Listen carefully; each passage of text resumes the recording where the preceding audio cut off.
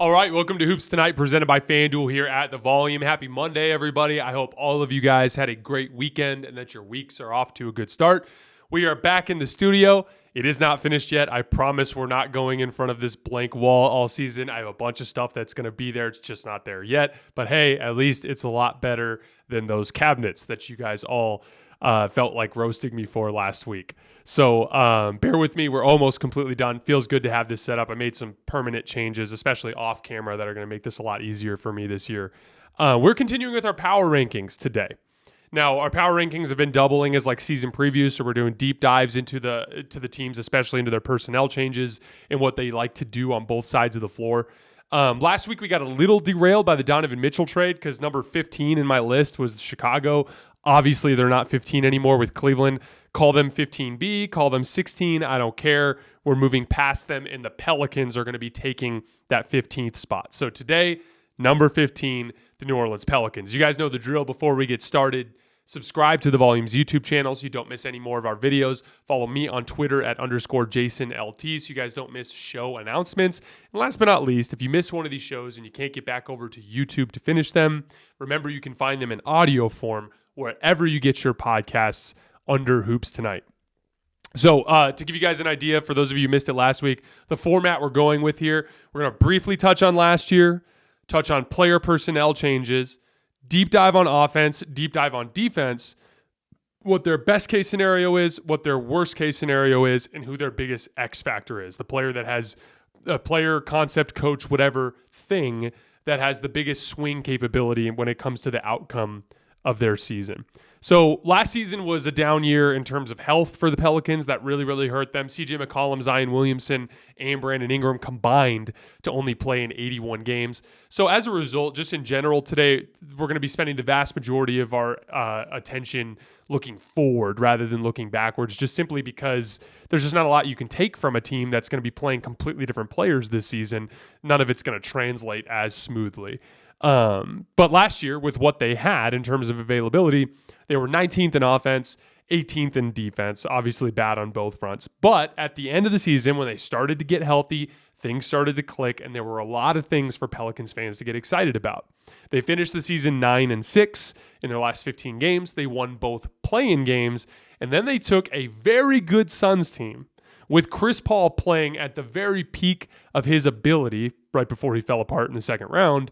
They took that Suns team to 6 games in really impressive fashion. I thought the revelation of that playoff run or that end of the season run was Brandon Ingram, who averaged 29, 6, and 6 on 64% true shooting in the play-in games, and then 27, 6, and 6 on 58% shooting in the first round. I did a deep dive on Brandon Ingram during our player rankings. So I'm not going to dive back into those things today. So if you're looking for Brandon Ingram analysis and you didn't catch our earlier video, go deeper into our feed.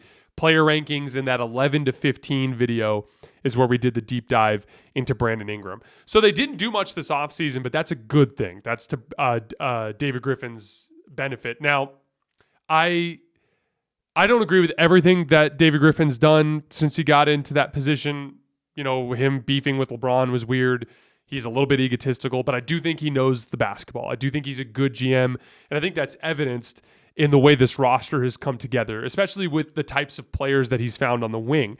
I really like Trey Murphy. I really like Herb Jones, and those are guys that he found on the margins. And then you add in a Dyson Daniels, their first-round draft pick from this season. Once again, we did a deep dive into Dyson Daniels for our pre-draft stuff, so you can find that deeper in our feed. But they're really interesting and really deep on the wing. Dyson Daniels is kind of like he's a defensive-minded wing that can make plays with the pass, attacking closeouts. So kind of a similar archetype to Dalen Terry when we were talking about Chicago, except for I think Dyson Daniels has much better physical tools and particularly is more physically developed. Good that he was with the G League. I think that helped him a lot in that regard. But I think that's going to make him more NBA ready right now. But outside of that, not a whole lot else. Zion signed his extension, which is good, obviously. And then their second-round draft pick, E.J. Liddell, ended up tearing his ACL at Summer League, so he won't factor into this particular season. But good. You're a team that's on the right track. You've got a great core. you didn't screw that up. So that's good in terms of their offseason approach. Their depth chart as of right now, at the guard position, I see CJ McCollum, Devontae Graham, Garrett Temple, Kira Lewis, and Jose Alvarado. On the wing, Brandon Ingram. I'm calling Zion Williamson a wing. I don't even know what you call him at this point. We're going to talk a lot about Zion today. Dyson Daniels, Trey Murphy, and Herb Jones. Their bigs, Jonas Valanciunas, Larry Nance, Jackson Hayes, and Willie Hernan-Gomez. That's going to be a really interesting core depending on where Zion fits in their lineup. Someone's going to get squeezed there. I think it might end up being Jackson Hayes. We'll see. All right, let's talk about the offensive end of the floor. We're going to do a deep dive into what they did last year as well as what I expect them to do this year now that Zion Williamson is back in the picture. So they were a heavy post-up team. They were 6th in total post-ups this year. A big part of that was Jonas Valanciunas. If I asked you guys who you thought the highest volume post-up players in the league were, you'd probably say Nikola Jokic and Joel Embiid, and you would be right. But guess who's third on that list? It's Jonas Valanciunas. They throw the ball down there to him a lot. He does okay there, but he scores less than 1 point per possession on post-ups. So in general, I'd like to see them do a little bit less of that this year. They run a lot of off-ball actions with CJ McCollum and Brandon Ingram to get them attacking with an advantage. This is very similar to what I was talking about with the Chicago Bulls with Zach LaVine and DeMar DeRozan. Think of it as like an off-ball pick and roll. Essentially, it's the same type of reads. Like if you come off the screen and you're open, you shoot it, right? But if you don't, and the defender is chasing you, you're trying to work curling around the screen to get downhill into the lane to force the defense to rotate or obviously get all the way to the rim if you can.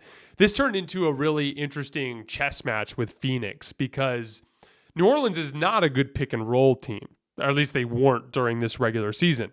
They were the 3rd worst pick and roll team in the entire NBA on a per possession basis. So essentially, Monty Williams wanted to take New Orleans out of their off-ball actions and force them to run more heliocentric style with CJ McCollum and Brandon Ingram attacking with a live dribble out of pick and roll. So what he did was he straight up top-sided on Brandon Ingram and CJ McCollum. So he'd have Jay Crowder and Mikal Bridges position themselves like backside to half court in the way of Brandon and CJ where they were trying to come off their screens. Kind of like straight up giving a backdoor cut if they wanted to, but just trying to disrupt that initial attack in their offense. I thought it was a really smart strategy for Monty Williams, and particularly in the early part of that series, you could see that have an effect on New Orleans and their confidence on the offensive end of the floor. They did get off to a slow start, particularly in game 1. The interesting dynamic there, though, was even though in the regular season, the Pelicans averaged 0.8 points per pick and roll possession, which again was 3rd worst in the entire league. They bumped that up to 1 point per possession, which is solid against the Suns. A huge part of that was Jose Alvarado played extremely well. Devontae Graham played extremely well coming off the bench. And CJ McCollum is one of the better pick and roll players in the league as well. I don't want to talk about it too much further again, because like I said, I did a deep dive into this for the player rankings. But Brandon Ingram passing out of high pick and roll was amazing to watch in this particular playoff run. He already is seeing the floor and passing at a higher level than a lot of his peers at that position around the league. He's huge, so he can see the floor well. He's got these long arms, so he can make these like slingshot, like catapult passes across the court to the weak side corner. Just really high level stuff from him. It was a huge part of why I had him as high in my player rankings as I did. What was the interesting chess match of that series was Phoenix turning New Orleans into a pick and roll team, even though they didn't want to be, and then them succeeding anyway because they had 4 ball handlers who all did well in pick and roll in that series. CJ McCollum was the 8th best pick and roll player in the league last year to run at least 300 pick and rolls in the regular season. Obviously, he did well in that playoff series as well. Didn't shoot the ball as well as he'd like, but he's a guy that's going to generate quality offense there. The interesting thing, I wanted to talk a little bit about CJ. CJ is a really interesting player because he's not a fantastic athlete at the shooting guard position, but he does a really, really good job of protecting the basketball with a live dribble. And this is something that I talk about a lot with young players. How many times, either as a young player, have you seen this or have you done it yourself where you're dribbling in front of somebody and you try to do a crossover dribble in front of your body and the defender just kind of reaches their hands out and pokes it away from you? And you can't figure out how they sat on it. You can't figure out how they got to it, but they got to it. Now they're running the other way for a layup. It happens a lot. And with the kids that I coach, I always tell them the same thing. Like, when you have distance between you and the defender in front of you, you can do things like crossover dribbles. But specifically when you're like up close and personal with a defensive player who has his hand out and is trying to disrupt your dribble, you need to protect the basketball. And the easiest way to do that is to dribble between your legs. You have to take long lunging steps and protect the basketball by dribbling between your legs. CJ McCollum, the vast majority of his dribble combinations are done between his legs to protect the basketball. The other thing that he does really well is called snaking the pick and roll. Essentially, imagine it like this. If a guard is chasing you over the top of the screen, one of the easiest ways to make it harder for him to actually get over the screen is to make him navigate around the screen for longer. So if you come around the screen to the right and then you immediately snake back to the left side of the floor, that guard has a harder time navigating. It's like him trying to go around a roundabout, as you can imagine. CJ McCollum snakes the pick and roll extremely well. He's also a great pull-up jump shooter. He took 11 pull-up jump shots per game in this regular season and made them at a 51% effective field goal percentage. That's field goal percentage weighted for three-point shots. He also averaged 5 assists per game. So just having a couple of really high-end pick and roll ball handlers in Brandon Ingram and CJ McCollum made that interesting. And then with Jose Alvarado and Devontae Graham playing well off the bench, they were able to hang with a really, really good team in Phoenix. Valanciunas was what I thought was the most interesting kind of conundrum that the Pelicans found themselves in that Phoenix series. So to give you an idea, in 175 minutes with him on the floor against Phoenix, they were minus 15. In 113 minutes with him off, they were plus 6. And specifically on the defensive end of the floor, they were 11.7 points better with him off the floor. And it's the classic bigs versus perimeter players debate that I'm always having with you guys on the show. Valanciunas brings a ton of things to the table as a dominant big man. He is an outstanding offensive rebounder in the NBA. He's pretty solid in the short roll. So when he catches the ball in pick and roll in the middle of the floor, he's good at making reads to his teammates, lob passes to someone cutting back door, hitting shooters in the corner. He's got like a really kind of janky looking kind of like push shot or floater in the lane that he makes quite a bit. And then obviously, high volume post-up guy that succeeds. He averaged 0.98 points per possession in post-ups. So he does all these things that help you, right? Obviously, if he's standing right underneath the basket and somebody tries to score over him, he can bother them with the length. But because he's a slow-footed big, he hurts you in all these other areas of the game. He got absolutely destroyed in pick and roll by the Phoenix Suns. That's a huge part of why their defense was so bad with him on the floor. He's just too slow to be put in positions as a defender where he either needs to cover ground, meaning he's covering a perimeter player in open space, or in pick and roll where he's got to split the difference between multiple players, being up on Chris Paul to dissuade the pull-up while also getting back to dissuade the lob with DeAndre Ayton. He's just not really capable of doing that at an extremely high level. So in general, even though he did all these good things, like once again, he destroyed Phoenix on the offensive glass. He scored the basketball around the rim. He did a lot of good things, but in the aggregate, when you factored in the things that he was hurting the team in as a defensive player in particular, and also with spacing, I didn't think it was actually a good arrangement, and they didn't do well with him on the floor against Phoenix.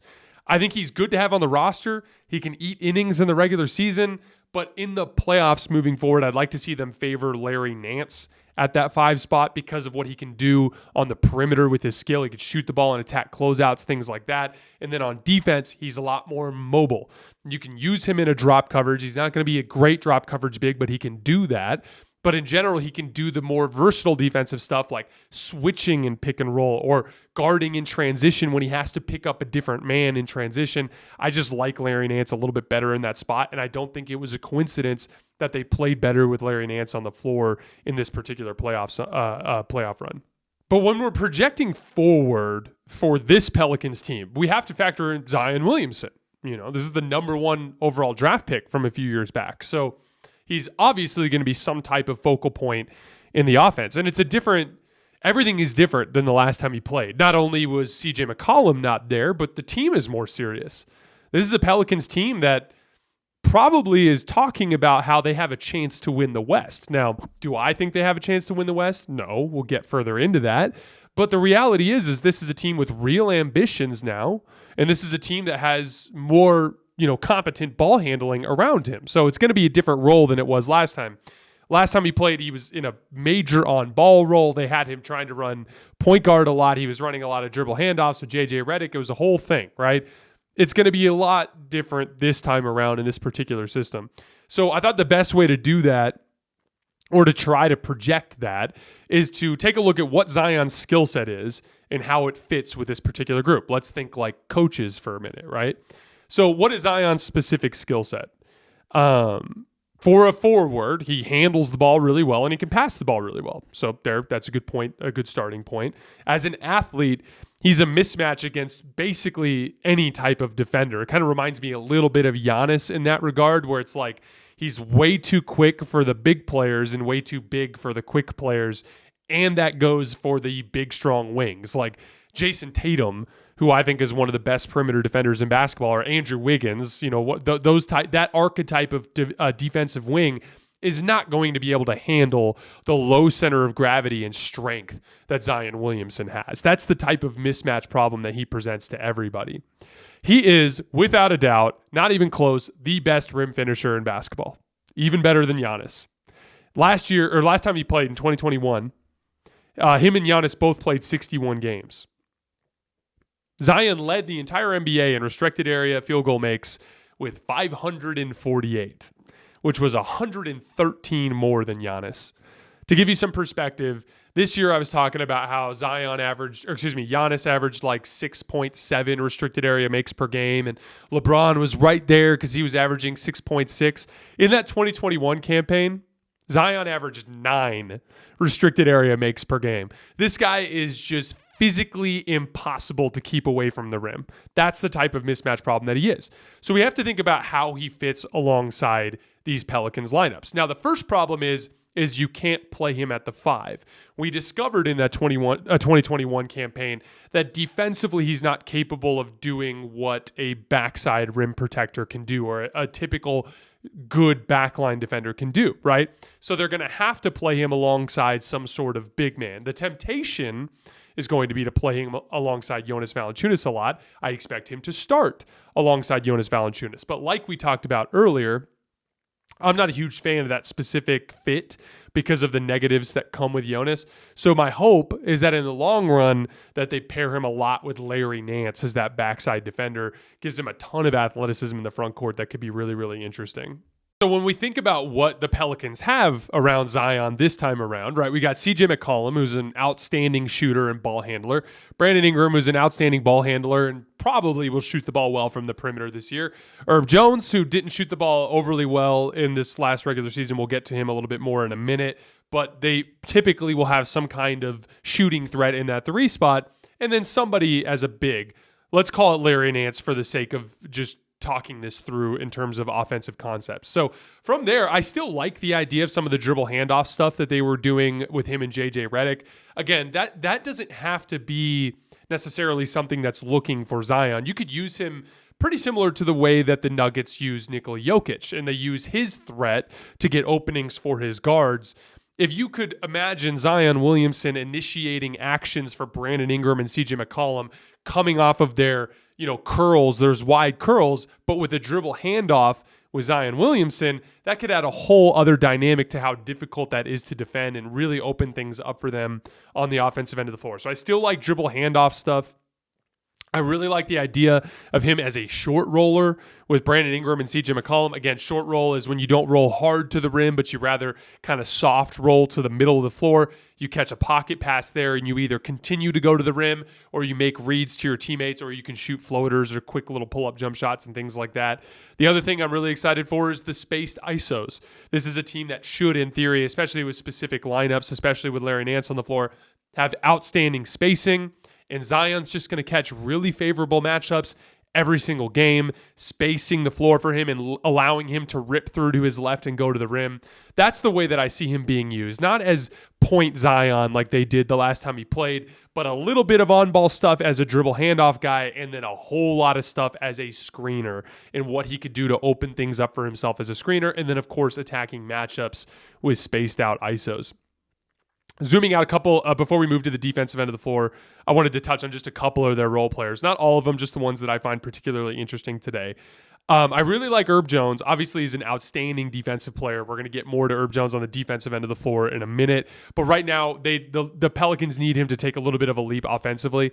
He did shoot 42% against Phoenix, but it was really low volume. He, in general, is a really low volume shooter and shoots about 33%. Obviously, he's young. Right now, his release is too slow, so he's too hesitant when he gets some shot. Like, he doesn't have a quick enough trigger to make teams pay for not guarding him, and he's not consistent enough as a shooter to make teams pay for not guarding him. So that's the thing they're going to have to figure out. Jose Alvarado is excellent pushing the pace for them. You can feel that energy change every time he checks into the game. He just likes to get going on a full run. Again, the advantage of attacking that way is it keeps the defense from getting set and leads to more helter-skelter stuff. A lot of times you can catch favorable matchups that way because transition defense usually dictates that you grab the person nearest to you. It's an easy way to get favorable matchups. He's also really solid in pick and roll, and he had a really good pick and roll playoff series against the Phoenix Suns. I really like Trey Murphy. He kind of fell out of the rotation against Phoenix, probably because Monty Williams doesn't trust him enough on the defensive end of the floor, but he does have the physical tools to be a good defensive player, so I'm hoping that he gets a bigger role this season. The reason why I like him is he's a gunner. He averaged about 8 3-point attempts per 36 minutes this year. He's everything that Herb Jones is not as a spot-up guy. Hunts 3-point shots, has a quick release, isn't bothered by mild contests, offers real floor spacing. He can even push that shot out to almost like 27, 28 feet comfortably.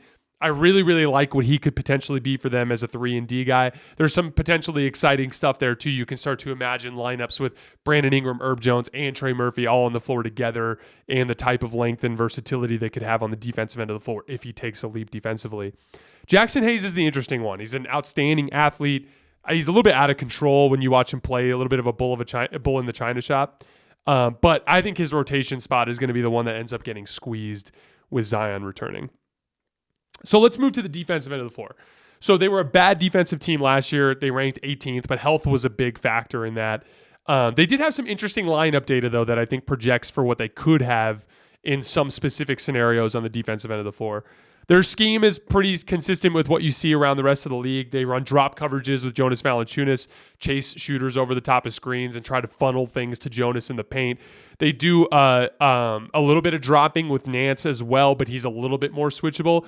And then typically 1 through 4, they switch just about everything that they can, which is, to David Griffin's credit, he came up with a roster with the right type of personnel to be able to do that type of switching. They were pretty damn good at defending the paint. They were pretty damn good in transition, and they were pretty damn good securing defensive rebounds. Those 3 areas in particular all point towards Willie Green, especially when you factor in that Jonas Valanciunas is not exactly the best rim protector in the NBA and that they don't necessarily have the best defensive personnel. It means they have a great help scheme that clogs the paint and makes it so that as a team they defend the painted area. Obviously, transition defense is big on attention to detail too. That's sprinting back and communicating and getting matched up. And then defensive rebounding, boxing out on every possession and having guys crash from the perimeter. That's all coaching. That's all attention to detail. And there's a lot of attention in this particular team devoted towards the players for good reason, right? Like Brandon Ingram's a great player, CJ McCollum's a great player, Zion Williamson, Herb Jones has been the revelation this year, right? But Willie Green deserves a ton of credit for what he's done with this group and the way that he's got them bought in and playing hard every single night and the defensive identity that he's built with this group. He deserves a lot of credit for that. They do err on the side of leaving shooters to help in the paint, though, and that was the weakness in their defense. They did allow the 6th most made threes and the 5th highest percentage in terms of their opponent's 3-point percentage. Herb Jones was the biggest bright spot on the defensive end of the floor last year. His role grew as the season progressed. By the end of the season, he was a huge minutes guy for them.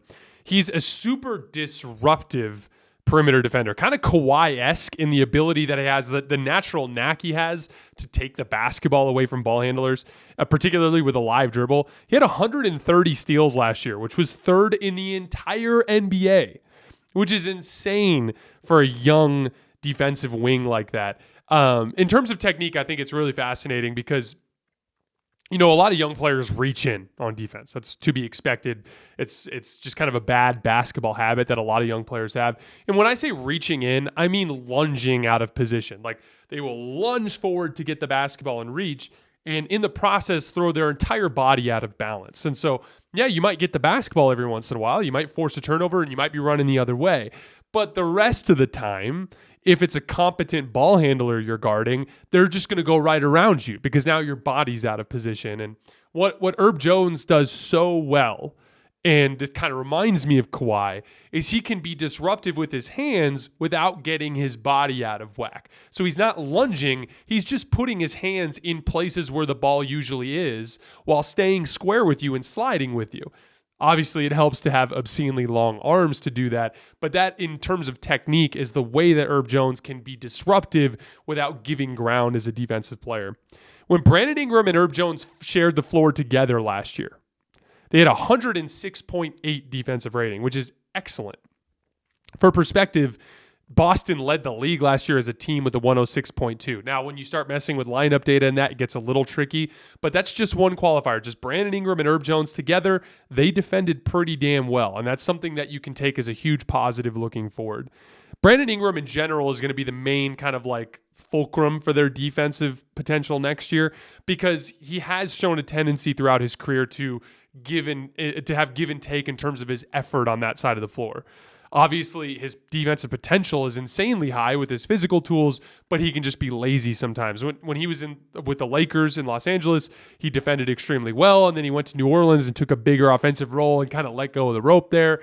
Had a pretty bad defensive season for the most part last year, but then was really good towards the end of the year, and particularly in that playoff run. So that potential versus reality thing with Brandon Ingram, whether or not it's the good defensive version of Brandon Ingram or the lazy one, that's going to be a huge indicator for them this season.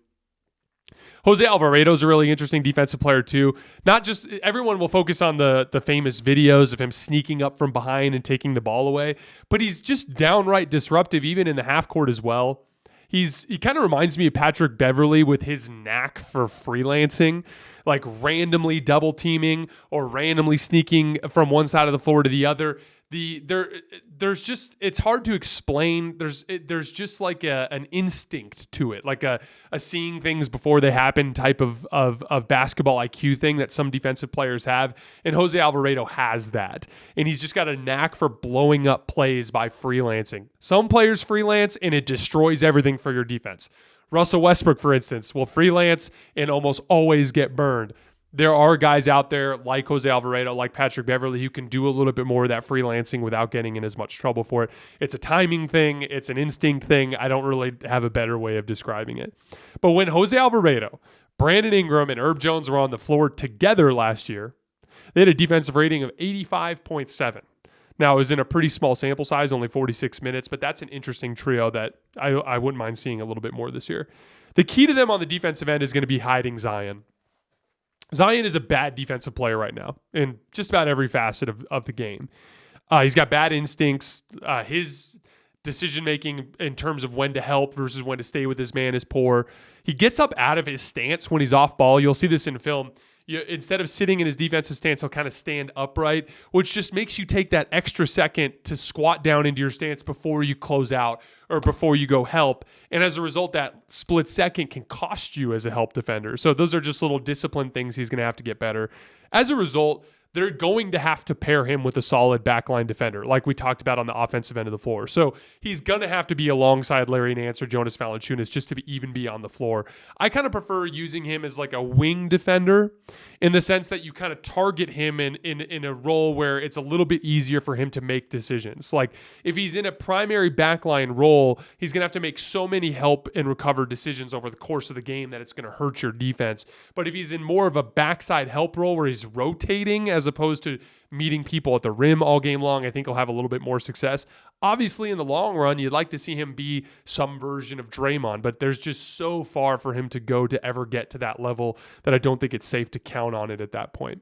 My favorite lineup with this group right now is CJ McCollum, Herb Jones, Brandon Ingram, Larry Nance, and Zion. I think that gives you the flexibility to switch everything if you wanted to defensively. And then on the offensive end of the floor, you've got four guys that can knock down shots to put around Zion. You can use Zion as your primary screen and roll threat or as an isolation threat. That's the lineup that I like the most. Either way, regardless of everything that we said, their defensive ceiling is somewhat limited because of the fact that you have to play CJ McCollum and you have to play Zion Williamson because they're two of your three best players, right? So because of that, naturally you're weak defensively at two spots on the perimeter. And then their two backline defenders in Jonas Valanciunas and Larry Nance, or their screen and roll defenders, they're both okay. Neither of them are great defensively in that role. So when you've got a weak defensive front line and then you've got two weak links that need to play consistent minutes at the other four positions, there's just no universe where they're ever going to be an elite defensive team, like a defensive team that can lock in and get lots of stops in a row. That's just not going to be a thing that they're capable of. That puts a hard ceiling on them on that side of the floor, which inherently puts a hard ceiling on them in terms of their overall aspirations for this season. All right, let's take a look at the best case scenario for this Pelicans team. So obviously the best case scenario is Brandon Ingram and Zion both take leaps as defensive players, right? Brandon Ingram gets to what he's capable of being, which is an all defense level wing, and Zion Williamson just becomes a passable defensive player. CJ McCollum kind of is what he is, but maybe you can get him to buy in and commit on that end of the floor. Herb Jones becomes a better shooter, thus being a more of a perimeter threat on the offensive end of the floor to make his value greater with what he does on the defensive end of the floor. He also needs to get a little bit better attacking closeouts. Hopefully the Zion fit on the offensive end of the floor is natural and seamless, especially with what they need as a screener and with what he could do with dribble handoff actions as the trigger man and what he can do attacking matchups, which can change things in a playoff series. If they play a lot less Jonas Valanciunas, play with more pace, play with more Larry Nance, a little bit more five out, a little bit more up and down the floor to play into your athleticism more. I think if all of those things come together, this is a team that could have a top 5 offense and a top 15 defense. Obviously, like we talked about, their defensive ceiling is limited by playing so much Zion and CJ and with what they have in terms of backline defenders. So with a top 5 offense and a top 5 defense or top 15 defense, what are we getting? I think you could have a top 4 seed in the West. You could finish 3 or 4 there. And then you have a puncher's chance to make the conference finals. But I don't think it's reasonable to believe that if Golden State was healthy or if the Clippers were healthy, that they would have any chance to win those series, because both of those teams are every bit as good as what they can do on offense and significantly better on the defensive end of the floor. Obviously, with someone like Zion as a matchup problem, anything can happen. But I think this is a team that has a hard ceiling of the conference finals because of what they're limited by on the defensive end of the floor. Obviously, their worst case scenario is injuries crop up again. Brandon Ingram, CJ McCollum, and Zion have all had issues with injuries in the past. That lack of a defensive ceiling could end up biting them earlier than later.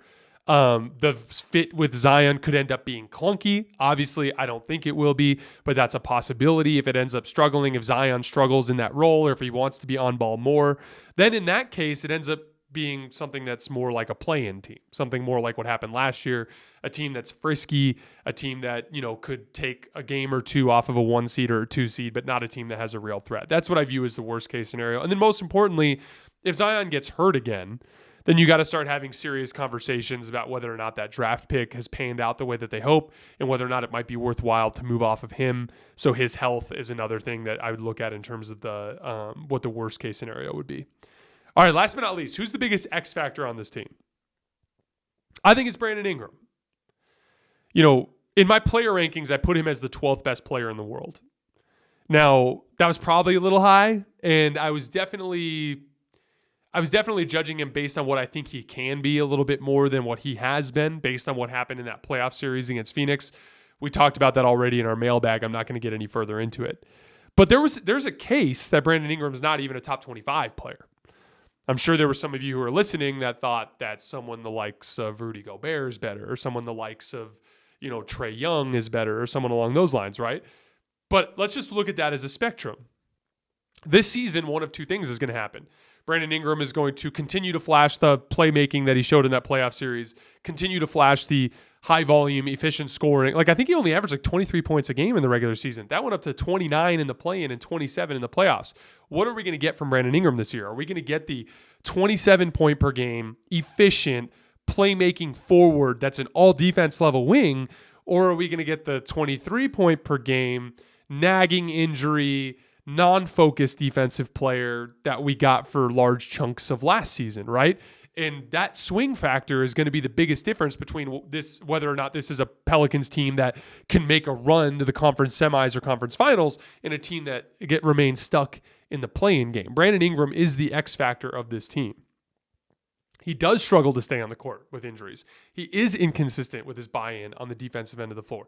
He does have long stretches where his scoring isn't as efficient or as high volume as it can be, as we saw in that playoff series. So that is going to be the guy to watch this season as a Pelicans fan. If you see him going on an all-NBA type of campaign, that's a great sign for where this franchise is heading forward, and it's a great sign for what they're capable of if they end up in a playoff series against a good team. All right, guys, that is all I have for today. We will be right back with number 14 tomorrow. As always, I appreciate your guys' support, and I'll see you then.